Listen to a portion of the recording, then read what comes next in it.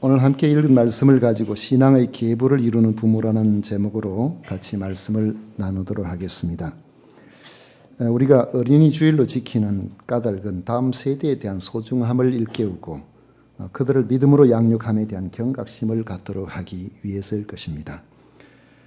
인구 절벽이라는 말을 여러분들이 자주 들으실 겁니다. 인구 절벽에 대한 이 절박감은 앞으로 머지않아서 모든 사람이 심각하게 느끼는 때가 오게 되어 있습니다. 저희들이 태어날 때 베이비부머 세대가 1년에 출산이 한 120만 명 정도가 됐습니다. 70년대에는 한 100만 명 정도가 됐고요. 83년도에는 70만 명으로 줄어들었습니다. 83년도 70만 명이 될 때가 인구가 지수가 2.0이었는데 그러면은 보통 줄지도 않고 늘지도 않은 그 정도라고 볼 수 있습니다. 2016년 작년도에 보니까 1.17이에요. 40만 6,300만 명 출산이 1년에. 그러니까 저희들이 태어날 때에 비하면 3분의 1로 지금 줄은 것입니다. 이렇게 된다면은 단순하게 다른 모든 요인들을 다 그냥 생각 안 하고 우리가 생각해 보면은 앞으로 30년 만에 현재 5천만 명의 인구라고 생각해 볼 때에 인구가 2,900만으로 줄게 됩니다. 또 30년이 지나면은 1,700만 명으로 줄게 됩니다. 앞으로 100년 안에 이런 추세로 가면은 대한민국의 인구가 1,000만이 채 되지 않는 이런 상황이 올 수가 있다는 것이죠. 당장으로 보면은 어린이집 정원을 채우기가 어렵게 되고 장기적으로 보게 되면 교육계에 종사하는 분들의 구조조정이 예상이 됩니다. 멀리 보면은 인구 감소로 인해서 국력이 쇠퇴해져서 국가 간의 경쟁에서 떨어지는 상황이 필연적으로 올 수 있다고 봅니다. 이런 인구 절벽을 해소해 보려고 지난 10년간 80조 원을 쏟아부었는데 계속해서 인구는 출산율이 자꾸만 줄어들어서 겉으로 보면 인구가 늘어나는 것처럼 보이지만 베이비부머 세대들의 장수로 인해서 이 현재의 수가 유지될 뿐이지 이제 머지않아서 급격하게 인구가 줄어들 것이 예상이 되어 있습니다. 우리가 다음 세대를 생각해 볼 때 그 다음 세대는 그 나라의 흥망성쇠를 결정지을 만큼 중요합니다. 그런데 수적인 감소만이 아니라 우리가 신앙적인 안목에서 볼 때도 이 다음 세대를 책임질 어린이의 양육이 얼마나 중요한가, 그리고 이것이 얼마나 위기 속에 와 있는가 하는 것을 우리가 생각해 봐야 됩니다. 사사기에 보면 나오죠. 사사기 2장 7절 이하에 보면 백성이 여호수아가 사는 날 동안과 여호수아 뒤에 생존한 장로들 곧 여호와께서 이스라엘을 위하여 행하신 모든 큰 일을 본 자들이 사는 날 동안에 여호와를 섬겼더라 했습니다. 그리고 10절에 보면 그 세대의 사람이 다 그 조상들에게로 돌아갔고 그 후에 일어난 다른 세대는 여호와를 알지 못하며 여호와께서 이스라엘을 위하여 행하신 일도 알지 못하였더라 했습니다. 출애굽해서 이스라엘 백성들이 가나안 땅에 들어왔을 때에 여호수아는 이미 노년입니다. 그 시대에 살았던 사람들, 여호수아 당시에 살았던 사람들은 이스라엘 백성들을 하나님께서 애굽에서 나오게 해서 광야 40년을 거치면서 가나안 땅 그곳에 전쟁을 거쳐서 하나님께서 어떻게 그 땅을 차지했는지를 아는 사람들입니다. 그런데 그 사람들이 죽고 나자 그 다음 세대는 하나님이 하시는 일을 알지 못했다 했습니다. 교육이 이루어지지 않은 거죠. 다음 세대의 신앙교육의 단절이 일어났습니다. 가나안 땅을 차지하면서 승승장구하던 이스라엘이 다음 세대 하나님이 하신 일을 알지 못하고 신앙교육이 이어지지 않은 사사시대로 접어들으니까 400년 동안 심각한 국력 저하를 경험하게 됩니다. 이스라엘 백성들은 또다시 주변에 별로 크지도 않은 이런 민족들의 침공을 받을 때 속수무책이 되어 있었고 결국 그들의 종살이를 400년간이나 하는 이 어둠의 세월을 가지게 된 것입니다. 그 이유를 다음 세대가 믿음을 계승하지 못하여 산 자기 생각대로 산 그러한 결과라고 사사기 17장 6절에 말씀하고 있고 사사기 21장 25절에도 또다시 말씀하고 있습니다. 이처럼 중요한 신앙교육이지만 인구 절벽에 대한 대책이 쉽지 않은 것과 마찬가지로 오늘 우리 어린이들의 신앙교육이 쉽지 않다는 점을 우리는 잘 압니다. 양육의 방법적인 면에서 정말 쉽지를 않습니다. 한국 교회도 위기에 와 있습니다. 지금 우리 진주 노회 안에 교회가 117개 교회인데 그중에 주일학교가 있는 그런 교회가 한 40개 교회밖에 없습니다. 이제 멀지 않으면 교회가 사라집니다. 많은 교회들이 사라지고 있습니다. 다음 세대의 신앙을 이어가지를 못하고 있는 이러한 상황에 우리가 와 있다는 것입니다. 그럼에도 우리는 신앙을 자기가 가지고 있는 이 신앙을 자녀들이 계승할 수 있도록 해야 됩니다. 그렇게 계승할 수 있도록 해야 되는 첫 번째 이유는 바로 이 신앙을 붙들고 살아가는 것이 우리 자녀들의 축복을 담보하는 일이기 때문에 그렇습니다. 3절을 보면 이스라엘아 듣고 삼가 그것을 행하라. 그리하면 내가 복을 받고 내 조상들의 하나님 여호와께서 내게 허락하심 같이 젖과 꿀이 흐르는 땅에서 내가 크게 번성하리라 했습니다. 여러분 재미있는 현상은요. 우리나라가 선교된 지 지금 130년의 그 역사 속에서 우여곡절을 많이 겪었지만은 초기의 선교사들이 우리나라에 왔을 때 본국에 보고하는 바에 의하면은 조선의 민족은 희망이 없다 그랬어요. 일 안 하고 일거리가 있어야만 하죠. 술에 찌들어 있고 담배에 찌들어 있고 도박에 찌들어 있고 도무지 희망이 없는 그런 민족을 했습니다. 그런데 100년의 역사 속에서 전 세계 200여 나라 가운데 별로 가진 것도 없고 그렇게 대단하지도 않은 우리나라가 지금 세계적으로 거의 10위권에 있다는 것은 저는 기적이라고 생각합니다. 특정 한두 사람의 지도자에 의한 것이 아니라 하나님의 섭리 속에 이 나라를 여기까지 오게 그렇게 하셨다고 저는 믿습니다. 그렇다면 하나님의 손길이 머물지 않는 나라가 된다고 한다면 이 나라가 어떻게 되겠는가 하는 그런 염려를 할 수밖에 없죠. 중국이 지금 경제적으로 성장하고 부흥하고 있는 그런 상황인데 놀랍게도 중국의 성장과 그 지도를 보면은 초기에 중국에 복음이 들어가서 선교한 지역과 정확하게 일치가 된다고 합니다.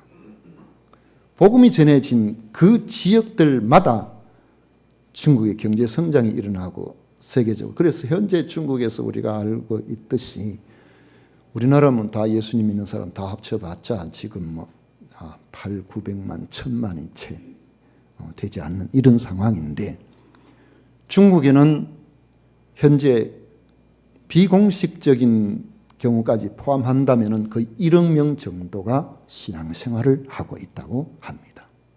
상하이라든지 이렇게 대도시는 우리나라 서울만큼이나 예수님을 믿는 사람들이 많다는 그런 이야기를 듣습니다. 여러분 하나님께서 은혜를 주시고 하나님께서 붙들어 주셔야 됩니다. 그러므로 우리 자녀들이 그리고 이 나라를 움직여 나갈 수 있도록 그렇게 하기 위해서 우리의 자녀들이 신앙을 계승할 수 있도록 해야 됩니다. 그래서 하나님께서는 명령하시고 있는 겁니다. 오늘 6, 7절에 보면 오늘 내가 내게 명하는 이 말씀을 너는 마음에 새기고 내 자녀에게 부지런히 가르치며라고 했습니다.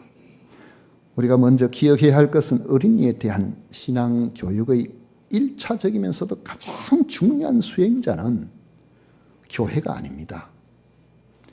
주일학교 교사가 아니에요. 바로 부모들입니다. 부모로서 자녀의 신앙 교육이 무관심하다면 하나님을 섬기는 사람으로서 우리가 크게 잘못하고 있는 것입니다. 사람들은 자녀들의 성공을 위해서 좋은 교육 환경을 제공하려고 힘을 씁니다. 하지만 가장 중요한 환경은 바로 가정입니다. 인생관과 그 성품을 형성하는 것을 어린 시절부터 가정에서 이루어진다는 사실을 우리는 잊어버리면 안 되는 것이죠. 제 손자 시온이는 큰 소리 하는 거 싫어해요. 다투는 거 참 싫어합니다. 조용하게 있다가 다투는 거, 방송에서도 드라마는 또 뭡니까? 아이들 프로에도 보면은 항상 나쁜 사람이 이 선한 사람을 공격하고 이러잖아요. 그럼 싫어해요. 큰 소리 나는 거 싫어해요. 조용하게 있으니까 집에서 누굴 공격하는 이런 언어를 잘 못 들으니까 그렇죠. 자랑을 좀 해야 되겠는데 아이를 돌보는 선생님이 저 할머니한테 시온이 교회 다닙니까? 우리는 그런 말 한 번도 한 적 없거든요. 그래가지고 어떻게 아느냐 그러니까 시온이가 찬송을 불러요. 말이 똑똑하지를 않아가지고 뭐 찬송 뭐 그런데 자꾸 혼자서 교회 다니는 사람인가 봐요. 그러니까 이 찬송이라는 걸 안 거예요. 그래가지고 그 찬송 어떻게 부르겠습니까? 저 할머니가 늘 불러주니까 이게 귀에 익은 거죠. 그래 이거 저 혼자 놀면서도 맨날 그렇게. 우리 아이들이 더 크기 전에 인생이 하나님에게서부터 왔다는 것, 하나님의 인도하심을 따라 살아가야 된다는 것, 우리의 매사에 하나님께서 오늘 이때까지 인도해 주셨음에 대한 감사의 마음을 심어줘야 됩니다. 이것은 하나님의 명령입니다. 내 자녀를 복되게 하는 길입니다. 세상은 어떤 학교를 나왔느냐, 어떤 지위에 있느냐, 얼마나 소유했느냐로 인생의 가치를 따지는 경우가 많습니다만 하나님이 평가해 주시는 인생의 가치는 그가 가진 인격입니다. 그가 닮고 싶고 하고 싶은 이런 가치관을 그가 가지고 있느냐, 여기에 달려 있다는 것이죠. 성공을 가르치기보다 나도 커서 우리 엄마처럼 될래, 우리 아빠처럼 될래, 그렇게 마음이 드는 그런 자녀가 되도록 여러분 자녀들에게 그 신앙 인격에 주목을 하셔야 됩니다. 5절 말씀에 보면 너는 마음을 다하고 뜻을 다하고 힘을 다하여 내 하나님 여호와를 사랑하라 했는데 이 말씀처럼 살려고 부모가 몸부림을 쳐야 됩니다. 그래서 여러분의 자녀들이 성령님을 의지하고 하나님의 뜻을 이루려는 예수님을 지극히 사랑하는 그런 부모로 비춰지기를 축복합니다. 다른 건 몰라도 우리 엄마 아빠는 참 하나님 사랑해. 우리 엄마 아빠는 하나님 말씀대로 살아가려고 참 예를 많이 쓰고 있어. 이게 저절로 느껴지도록 그렇게 한다면 여러분의 자녀 교육은 어쩌면 쉽다고 말할 수가 있을 겁니다. 사람들 중에는 자녀의 교육을 좋은 학교 보내서 다른 사람에게 맡기고 그리고 안심하는 경우가 있습니다만 이거 위험한 일입니다. 신앙교육도 그렇습니다. 신앙교육을 교회에만 맡기고 안심하면 안 됩니다. 우리 선생님들이 시원찮아서가 아니에요. 선생님이 최선을 다해 잘 가르치고 있지만은 우리 아이들에게 직접적인 영향을 끼칠 수 있는 이들은 그 인격까지도 힘을 줄 수 있는 이들은 바로 부모이기 때문에 그런 것입니다. 신앙교육의 가장 중요한 현장은 바로 우리 가정입니다. 7절 이하의 말씀해 보십시오. 내 자녀에게 부지런히 가르치며 집에 앉았을 때든지 길을 갈 때든지 누워있을 때든지 일어날 때든지 이 말씀을 강론할 것이며 너는 또 그것을 내 손목에 메어 기호를 삼으며 내 미간에 붙여 표를 삼고 또 내 집 문설주와 바깥문에 기록할지니라. 우리의 삶의 그 현장에 가정의 모든 부분들에 있어서 우리의 자녀들이 볼 때에 신앙적인 면모가 보여져야 된다는 것입니다. 가정교육이라는 것은 장소적으로 집안 교육이라는 그런 개념을 뛰어넘습니다. 부모와 함께하는 모든 장소, 모든 기회가 가정교육의 현장이 되는 것입니다. 아이들 앞에서 내가 생각하는 일이나 말하는 행동, 모든 것들이 다 가정교육에 해당된다는 것이죠. 이를 위해서 두 가지를 생각합니다. 하나는 자녀들과 함께하는 시간을 가져야 됩니다. 이거 필수적입니다. 교육은 함께하지 않으면 효과가 잘 일어나지를 않습니다. 함께한다는 것은 장소적인 의미를 넘어서는 겁니다. 한 방에서 얘야 책 보는 게 좋다. 책 봐라. 책을 봐야지. 한 방에 있어요. 함께하고 있는 것처럼 보이죠? 자녀는 책 본다고 폈는데 옆에서 TV 보고 드라마 보고 있으면 그 함께하는 게 아니라는 것이죠. 책을 보라고 했으면 책과 관련된 소재로 이야기를 나눌 수가 있든지 아니면 각각이 독서의 그런 환경으로 그 자리에 있든지 그렇게 해야 함께하는 것이지, 함께한다는 것은 공간적인 의미로만 받아들이면 안 된다는 거죠. 가족과 함께 텐트를 치고 야영을 해도 하나님을 섬기며 사는 일이 어떤지, 무엇이 옳고 그른지를 그 삶을 통해서 보여줄 수가 있어야 됩니다. 하나님을 사랑하고 사람에게 관심을 가지고 그렇게 하나님 앞에 사는 법을 가르치면 되는 겁니다. 여러분 생각해 보십시오. 내 편하게, 내 즐겁게, 내 좋은 대로 그렇게 살면은, 그리고 많은 것들을 내 소유로 잡아놓으면은 행복하고 성공하는 삶이 될 것처럼 보이지만은 내 집안에 있는 쓰레기를 몰래 야산에 갖다 버리는 것을 내 자녀가 봤을 때에 우리 집안이 깨끗하죠. 그러나 산천은 더러워집니다. 다른 사람의 염두를 두지 않고 그렇게 사는 겁니다. 그런 것을 보고 자란 그런 아이들이 만약에 부모처럼 그렇게 산다고 하면 그 사람이 과연 이 사회에 지도적인 역할을 할 수가 있겠습니까? 다른 사람에게 선한 영향력을 끼칠 수 있는 그런 사람으로 자라겠습니까? 안 되는 겁니다. 그것은 실패의 지름길이 되고 만다는 것이죠. 우리의 삶이라는 것은 하나님께서 기뻐하시는 그 삶을 위해서 그것이 삶의 현장에서 다른 사람을 유익하게 하고, 나아가 우리가 이 자연을 향하여서 우리의 모든 삶의 터전에 잠잠하게 스며들 수 있도록 그렇게 하면은 우리 자녀들도 그렇게 사는 거죠. 아이들이 부모와 함께한 시간들은 훗날 이 아이들의 평생을 풍요롭게 만들어주는 자양분이 되는 것입니다. 영국의 정치가요 외교관인 찰스 프랜시스 아담스라는 유명한 이 정치가는 어느 날 일기장에 이런 글을 남겼던 것을 소개를 했습니다. 나는 오늘 아들과 함께 낚시를 갔다. 하루를 낭비해버리고 말았다. 얼마나 바쁜 사람인데 하루에도 시간이 모자라는 그런 성공적인 삶을 살아가는 사람이니까 그 하루를 내어가지고 아들과 함께 낚시하러 가는 그것을 소비처럼 생각을 한 거예요. 아, 나 낭비해버리고 오늘 하루 할 수 있는 일들이 많았는데 낚시한다고 지금 그러고 있었으니까, 그러니까 자기 일기장에 하루를 낭비하고 말았다.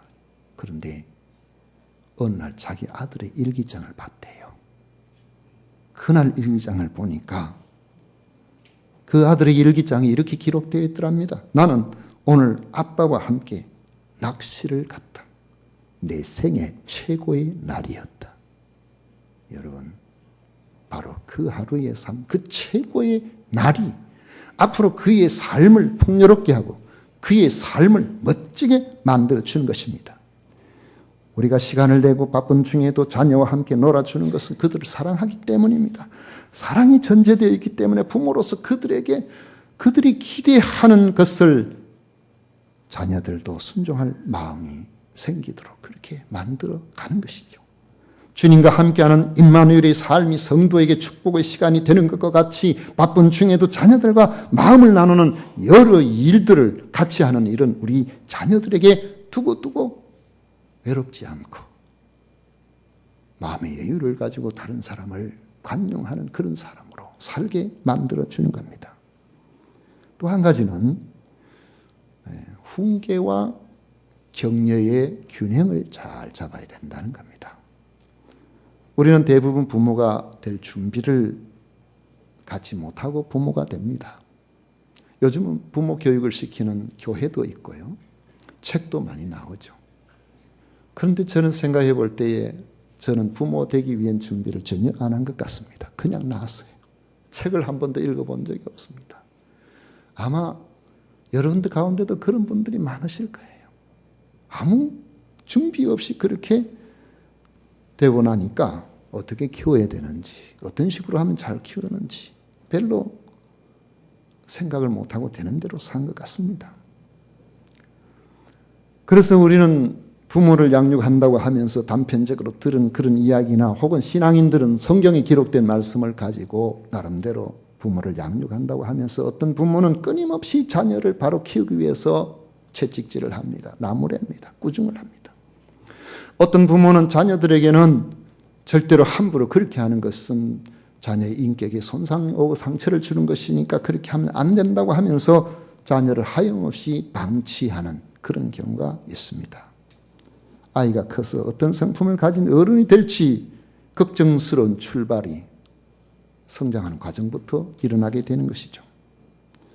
우리가 늘 하나님의 말씀에 녹아있는 환경에 살게 한다면서 우리가 아이들을 자녀 신앙 교육을 잘 시킨다고 하면서도 우리가 잘못할 수가 있습니다. 잠언 13장 24절에 보면 매를 아끼는 자는 그의 자식을 미워함이라 자식을 사랑하는 자는 그 은실이 징계하느니라 이렇게 되어 있고 이 말씀을 굳게 붙잡고 어떤 부모는 자녀를 용서하세요? 맨날 족칩니다. 성경 외워라. 외우면 좋은 거다. 아니면 밥도 안 주고. 맨날 이 회초리 가지고 애를 말이지 다그치고 그래 하는 경우가 있다고 해요. 그렇다면은 우리가 성경적으로 교훈 훈계하고 있는지 과연 그것을 어떻게 알 수가 있을까요? 여러분 아이들을 양육할 때 그 내면을 잘 살펴봐야 됩니다. 자원해서 부모의 가르침을 따르고 있는지 아니면은 겉으로는 부모라는 그 힘 앞에서 순종하는 모습을 보이지만은 그 내면에는 부모에게 반감을 갖고 있지는 않는지 화가 나 있지 않는지 그걸 잘 살펴봐야 돼요.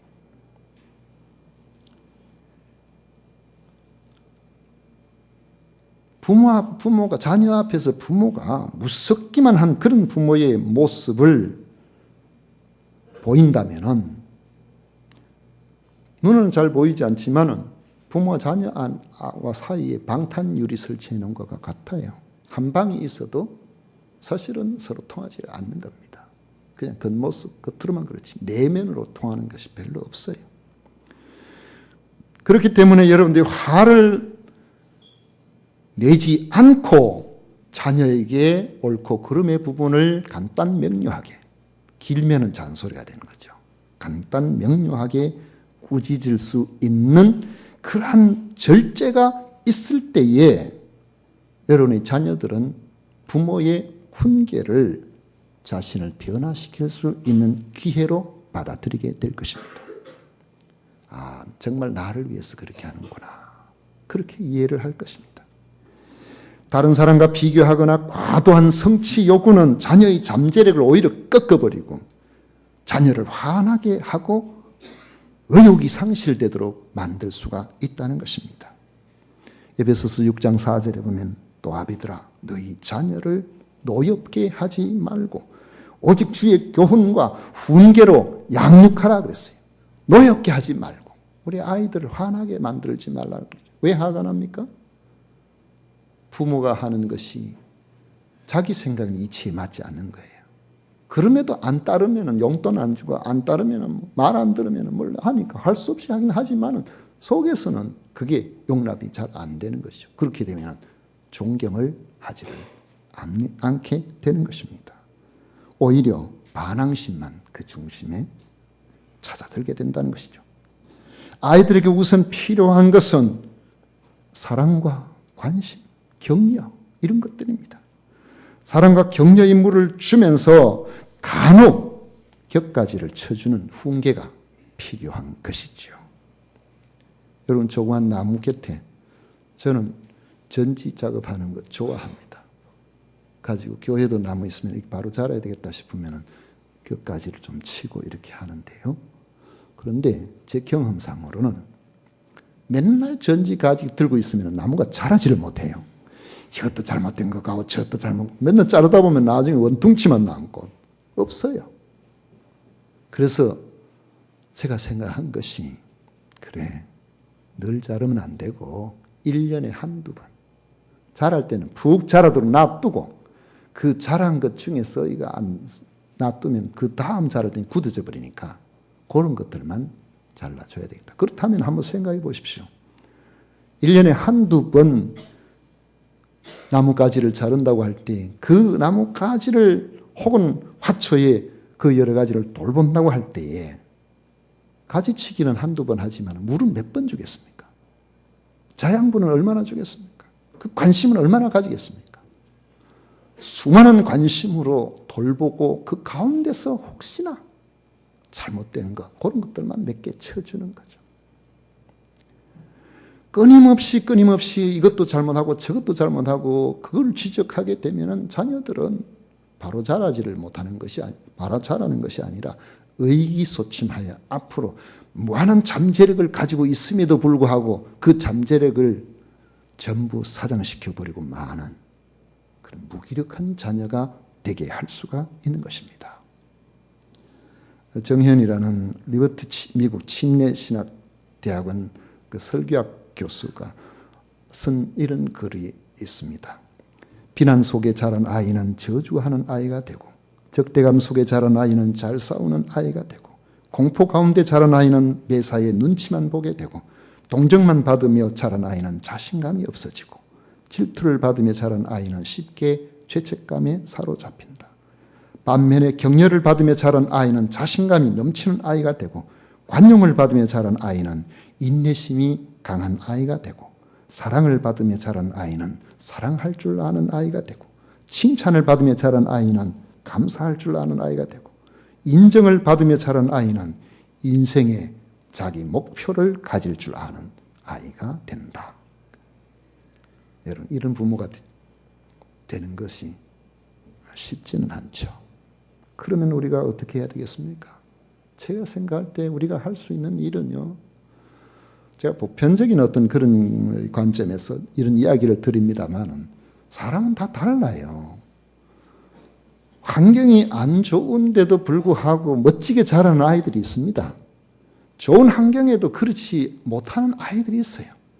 같은 부모 앞에서도 자란 자녀가 장남이 반듯하게 자라고 차남이 그렇지 못한 경우가 있고, 장남은 그렇지 못한데 차남은 반드시 자라는 경우도 있습니다. 그 정답이 없어 보여요. 그러나 우리가 할 수 있는 거 해야 되지 않겠습니까? 그래서 우리가 할 수 있는 최선의 것을 감당하는데 하다 보면은 내가 역부족이구나, 내가 할 수 있는 게 별로 없구나, 이 생각이 늘 들어요. 그래서 우리가 해야 될 일들이 있습니다. 그건 바로 하나님 앞에 무릎 꿇고 기도하는 겁니다. 하나님, 내가 할 수 있는 게 별로 없습니다. 내 자신이 그렇게 자녀에게 크게 본보기가 되지도 못하고요. 내가 이렇게 할 때에 그 자녀가 어떻게 받아들이는지 그것도 내가 잘 모르겠고요. 그래서 우리가 늘 내 자신이 하나님을 사랑하는 사람, 사람을 사랑하는 사람이 되도록 해달라고 기도하고, 또 우리 자녀를 맡겨드리고 하나님께서 기뻐하시는 그런 자녀로 살아갈 수 있도록 해달라고 우리는 기도해야 됩니다. 적어도 자녀를 둔 부모라면은 아무리 연세가 많다고 할지라도 저는 하루에 5분 이상은 좀 기도하셔야 될 것 같아요. 적어도 우리 자녀들을 위해서 그렇게 기도할 수 있어야 될 것 같아요. 무슨 일을 만날는지 어떤 환경이 있을지 우리가 어찌 압니까? 오직 하나님의 도우심, 하나님의 인도하심을 바라보면서 부모 노릇 잘하게 해달라고 기도하시기를 축원합니다. 가장 효과적인 자녀의 양육은 교회나 학교가 아니라 내 가정이다 하는 것을 명심하십시오. 신앙의 계보를 이루기 위한 자녀의 양육은 하나님의 명령입니다. 하나님의 명령을 따라 자녀 양육을 잘한 결과는 그들의 축복입니다. 나보다 나은 믿음의 자녀를 만들어 나가시는 신앙 계복을 잘 이어나가는 우리 모든 성도님들 되시기를 축원합니다. 기도하겠습니다. 고마우신